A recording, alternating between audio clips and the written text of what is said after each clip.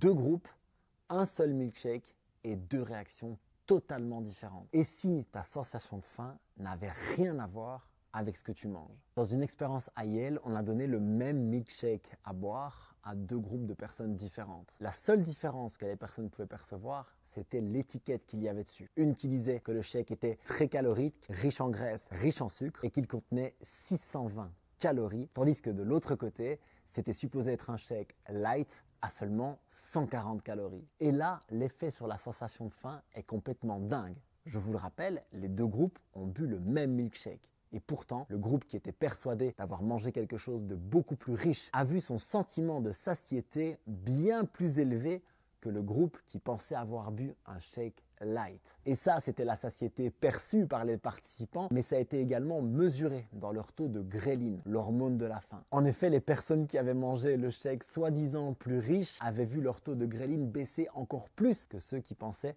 avoir bu un shake beaucoup plus light, tandis qu'ils avaient en fait avalé le même nombre de calories. Ça nous indique la puissance de l'esprit sur ce qu'on mange et comment on va l'interpréter avant même de l'avoir mangé et comment ça va se répercuter sur nos signaux réels. C'est là qu'on voit l'importance du mindset et de se mettre dans de bonnes conditions, d'apprécier ce qu'on mange et d'être convaincu que ça nous fait du bien. Parce que si on pense que ça va plus ou moins nous donner faim, dans tous les cas, on risque d'avoir raison.